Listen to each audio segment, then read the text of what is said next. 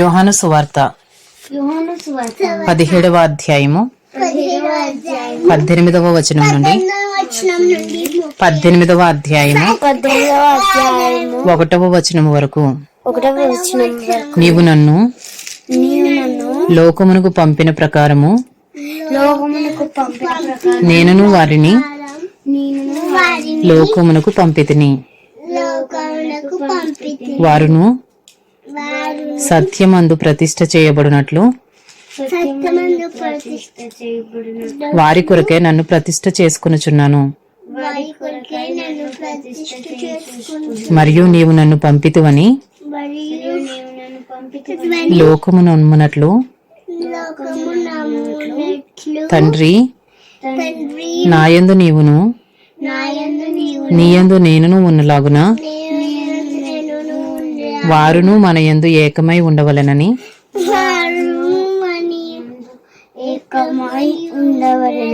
వారి కొరకు మాత్రము నేను ప్రార్థించుటలేదు. వారి వాక్యము వలన నాయందు విశ్వాసముంచు వారందరూ ఏకమై ఉండవలెనని వారి కొరకును ప్రార్థించుచున్నాను. మనము ఏకమై ఉన్నలాగున వారును ఏకమై ఉండవలెనని నీవు నాకు అనుగ్రహించిన మహిమను నేను వారికి ఇచ్చితిని. వారి యందు నేనును నా యందు నీవును ఉండుట వలన వారు సంపూర్ణులుగా చేయబడి ఏకముగా ఉన్నందున నీవు నన్ను పంపితివనియు నీవు నన్ను ప్రేమించినట్టే వారిని కూడా ప్రేమించితివనియు లోకము తెలుసుకొనున్నట్లు నాకు అనుగ్రహించిన మహిమను వారికి ఇచ్చితిని. తండ్రి నేనెక్కడ ఉందునో అక్కడ నీవు నాకు అనుగ్రహించిన వారును నాతో కూడా ఉండవలెననియు నీవు నాకు అనుగ్రహించిన నా మహిమను వారు చూడవలెననియు కోరుచున్నాను. జగత్తు పునాది వేయబడక మునిపే నీవు నన్ను ప్రేమించితివి. నీతి స్వరూపుడగు తండ్రి లోకము నిన్ను ఎరుగలేదు, నేను నిన్ను ఎరుగుదును. నీవు నన్ను పంపితివని వీరెరిగి ఉన్నారు. నీవు నా యందు ఉంచిన ప్రేమ వారి యందు ఉండునట్లును నేను వారి యందు ఉండునట్లును వారికి నీ నామమును తెలియజేసితిని, ఇంకను తెలియజేసదనని చెప్పెను. యోహాను సువార్త 18వ అధ్యాయము. యేసు ఈ మాటలు చెప్పి తన శిష్యులతో కూడా కెద్రోను వాగు దాటిపోయెను.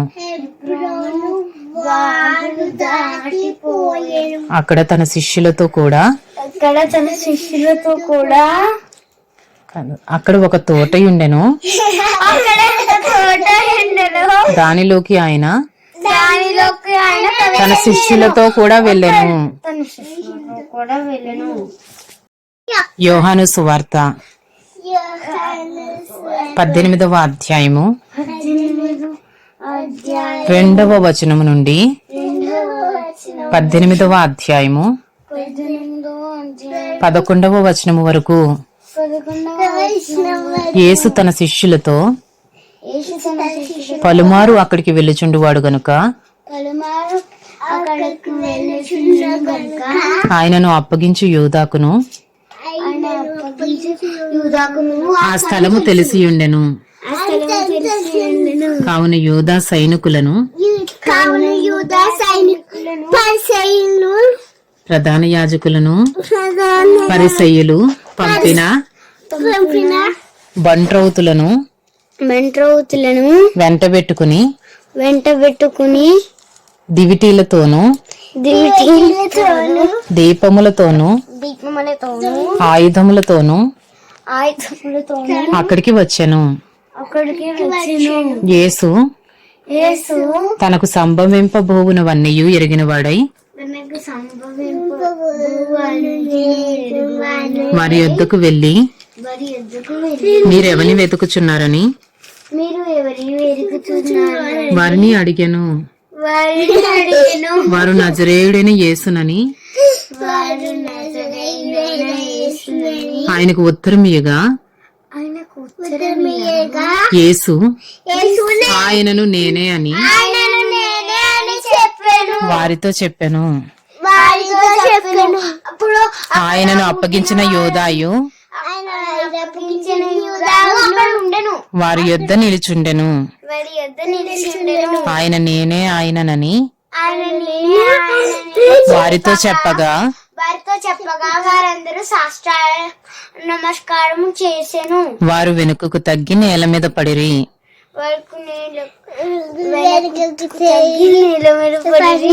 మరలా ఆయన మీరు ఎవరిని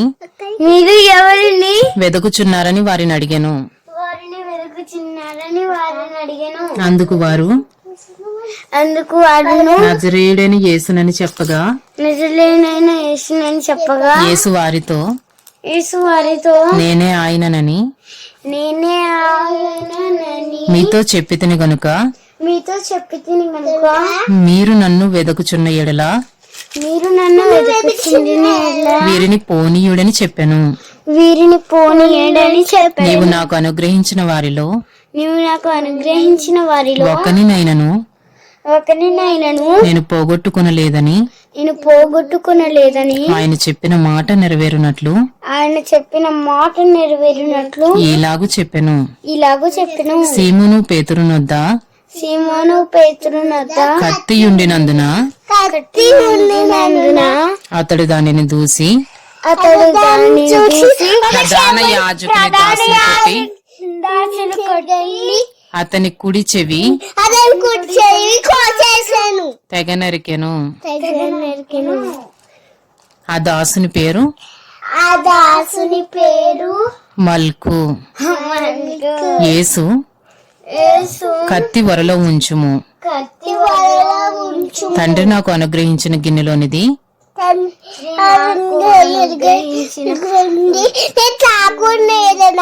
నేను త్రాగకుందునా అని పేతురుతో అనెను.